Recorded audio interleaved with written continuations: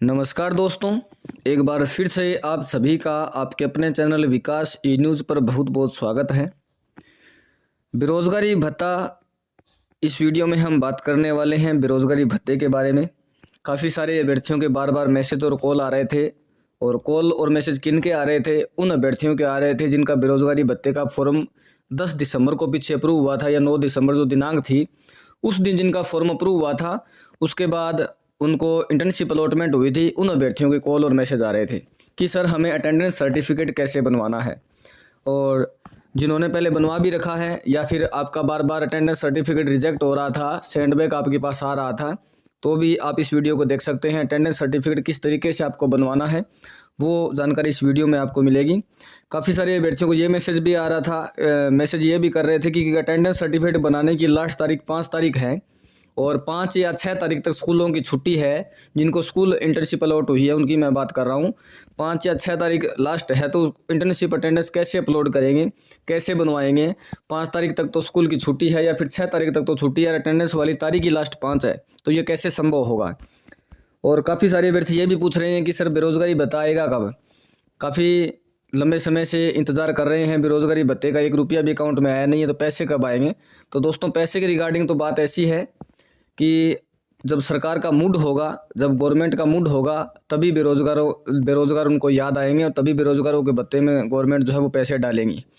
बेरोज़गारी भत्ते की आप इंटर्नशिप लगा रहे हो, इंटर्नशिप में आप जो भी संस्था आपको अलॉट हुई है वहाँ पर जा रहे हो, इंटर्नशिप आप ऑनलाइन अपलोड कर रहे हो, तो आप जो है वो अपना कर्म करते रहिए। आप फल की चिंता मत करिए।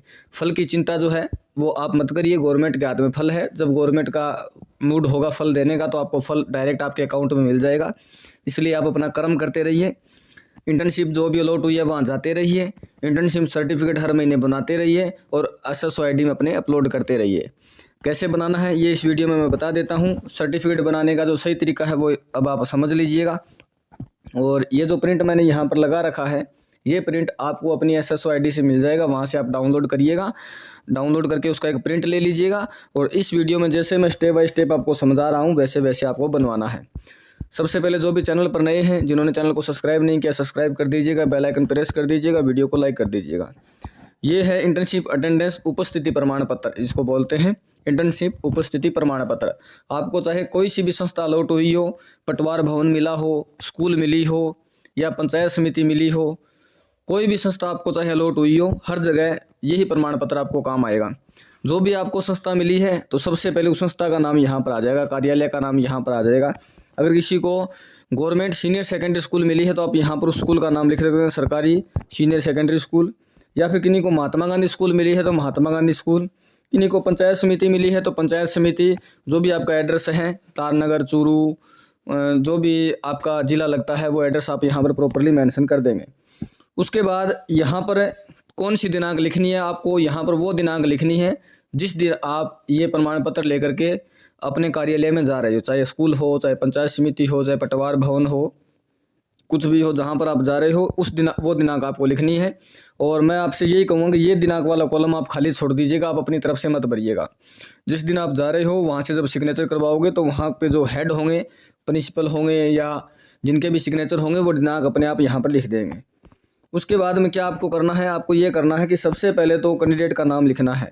इनमें से 3 जो ऑप्शन दे रखे हैं, सुश्री, श्री और श्रीमती, इनमें से कौन सा ऑप्शन आपके लिए सूटेबल है, उसमें से एक पर टिक कर दोगे, या तो श्री, या फिर आपका श्रीमती और नाम नोट कर दोगे, या फिर आपका सुश्री और नाम नोट कर दोगे। उसके बाद आप पिता का नाम लिख रहे हो, या फिर पत्नी का नाम आप लिख रहे हो, या पति का नाम लिख रहे हो। यहाँ पर पति, वैसे अगर पत्नी कोई महिला फॉर्म भर रही है, विवाहित महिला, पति का नाम लिखना चाहे तो आप पति यहाँ पर इसको काट के आपको पति करना पड़ेगा, पिता या पति, तो पति का नाम आप नोट कर दोगे। यदि कोई महिला है पिता का नाम लिख रही है तो आप पिता पे टिक लगाओगे, पिता का नाम लिख दो। कोई पुरुष है पिता पे टिक लगाएगा, पिता का नाम लिख देगा। उसके बाद आपको निवासी में अपना गाँव बता देना है, तहसील में तहसील बता देनी है, विधानसभा क्षेत्र में आपका कौन सा विधानसभा क्षेत्र लगता है वो बता देना है, एकदम क्लियर अक्षरों में, क्लियर शब्दों में। जिला बता देना है कौन सा लगता है, और अपना रजिस्ट्रेशन नंबर बता देना है। अगर आपको नहीं मालूम है तो अपनी SSO ID ओपन करिएगा, एम्प्लॉयमेंट वाला ऑप्शन ओपन करिएगा, सामने तुरंत के तुरंत नीचे की साइड में आपको रजिस्ट्रेशन नंबर मिल जाएगा। उसके बाद में आपको अभी चल रहा है, आज होगी 3 जनवरी, 3 जनवरी 2025। और आपको जो अटेंडेंस बनवानी है वो बनवानी है दिसंबर महीने की। तो आपको जो डिटेल यहाँ पर जो दिनांक भरनी है वो 1/12/2024 आपको दिसंबर महीने की बनवानी है। तो 1/12/2024 तो आप यहाँ लिखेंगे। से दिनांक इस वाले कॉलम में आप लिखेंगे 31/12/2024, क्योंकि हम दिसंबर महीने के अटेंडेंस बना रहे हैं। जैसे ही नेक्स्ट महीने की 1 से लेकर के 5 तारीख आती है, उन 5 तारीख तक हमें पिछले महीने की अटेंडेंस बनवानी होती है। तो हम जनवरी चल रहा है, दिसंबर की अटेंडेंस बना रहे हैं 1 दिसंबर से लेकर के 31 दिसंबर तक। यहाँ पर डिटेल आपको डेट जो है वो नोट कर देनी है।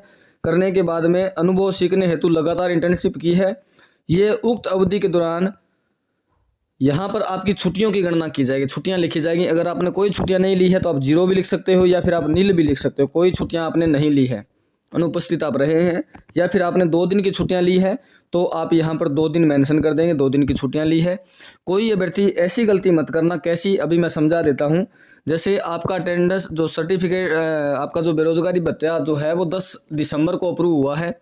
10 दिसंबर को अप्रूव होने के बाद मैं मान लेता हूँ कि 12 दिसंबर को आपको इंटर्नशिप मिल गई है और आपको 31 दिसंबर तक इंटर्नशिप आपको बनवानी है। तो यहाँ पर जो डेट आएगी पहले वो तो 12/12/2024 आएगी।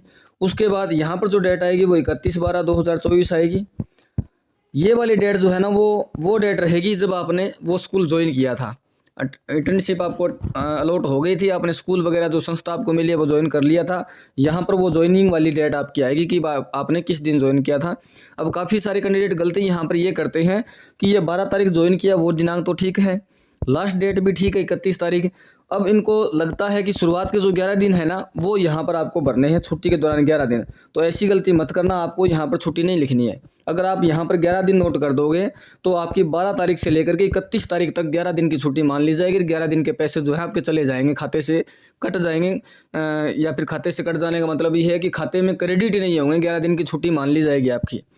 तो ऐसे में जो दिनांक आपके वो लिखेंगे, और जो दिनांक आप नोट कर रहे हो उन दिनांकों के बीच में आपकी कितनी छुट्टियां हैं वो छुट्टियां यहाँ भरनी है।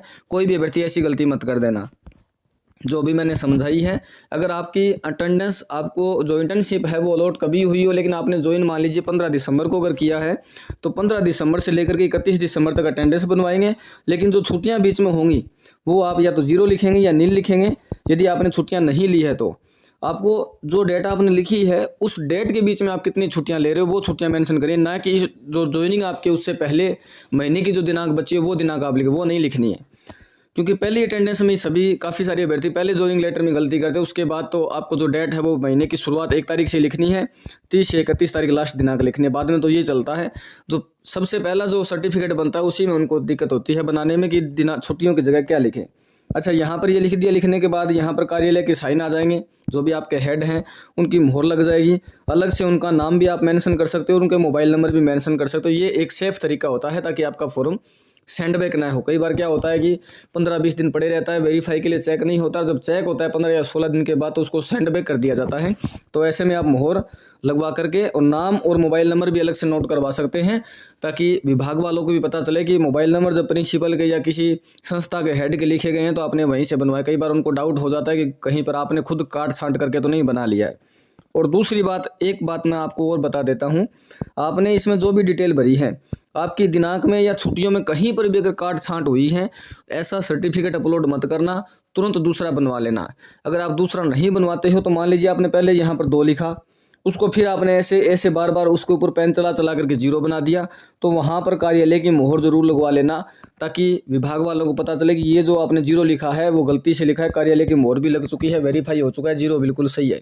क्योंकि काफ़ी सारे अभ्यर्थी ऐसी गलती कर देते हैं, पहले 2 लिख देते हैं, फिर उसको काट करके ऐसे पेन बार बार चला करके 0 बना देते हैं, और कार्यालय वालों को लगता है कि आपने काट करके ऐसी गलती की, तो वो आपको सेंड बैक कर देते हैं। और सेंड बैक ऐसा नहीं करते कि आप दोबारा अपलोड करो, सेंड बैक में रीज़न ये डालते हैं कि आप अपना ओरिजिनल सर्टिफिकेट लेकर के कार्यालय में उपस्थित हो जाइए। तो ऐसी गलती से आपको बचना है। अगर कहीं पर भी काट छांट आपकी हो गई है पूरे उपस्थिति प्रमाण पत्र में कार्यालय की, या तो वहाँ पर मोहर लगवा दीजिए। मोहर नहीं लगवाते हैं तो उस पेज को फाड़ कर घेरिए, दूसरा बना लीजिए तुरंत, तो दोबारा से मोहर लगवा लीजिए। उस कागज़ को साइड में छोड़ दीजिए, दूसरा बनवा लीजिए तुरंत के तुरंत। या फिर अगर आप चाहें तो वहाँ पर कार्यालय की मोहर लगवा करके उसको वेरीफाई के साथ ही अपलोड आपको करना है। ऐसे बनाना है और बाद में अपनी SSOID में इसको अपलोड कर देना है। अब लास्ट तारीख की अगर बात करें, जो अभ्यर्थी कह रहे हैं 5 तारीख लास्ट है, तो कोई इश्यू नहीं, आप 6 तारीख को बनवा लेना, 7 तारीख को बनवा लेना, या फिर जो स्कूल आपका 8 को खुले तो 8 को बनवा लेना। छुट्टियां हैं 5 तारीख तो इसलिए कहा जाता है ताकि बिल आपका समय से बन जाए, लेकिन विभाग को भी इतना मालूम है कि भी छुट्टियां चल रही है, तो छुट्टियों के हिसाब से जब सारे सर्टिफिकेट अपलोड हो जाएंगे, जितना मतलब 3 या 4 दिन तक वो वेट करेंगे, छुट्टियों की वजह से वेट करने के बाद में जब सर्टिफिकेट जितने अपलोड होंगे उनका बिल बन जाएगा एक साथ ही। पोर्टल बंद नहीं होगा, ऐसा नहीं है कि जो अपलोडिंग वाला ऑप्शन है वो गायब ही हो जाएगा, गायब नहीं होगा। आपको 5-7 दिन 10 दिन का टाइम और मिल जाता है उसमें। जब छुट्टियां स्कूल की रहती है तो इतना विभाग को भी मालूम होता है कि थोड़ा सा ऑप्शन जो है वो आगे और बढ़ा देते हैं। तो आपको 6 तारीख तक 7 या 8, 9, 10 जब आप मर्जी तब बनवा सकते हो। 5 तक का कोई इशू नहीं है, किसी प्रकार की चिंता करने की जरूरत नहीं है। वीडियो को शेयर कर दीजिएगा, वीडियो को लाइक कर दीजिएगा, चैनल को यदि सब्सक्राइब नहीं किया सब्सक्राइब कर दीजिएगा। मिलते हैं नेक्स्ट वीडियो में नई अपडेट के साथ। कोई भी आपके मन में सवाल हो, कोई डाउट हो, कमेंट बॉक्स में पूछ लीजिएगा। बहुत बहुत धन्यवाद। जय हिंद, जय भारत, जय श्री राम।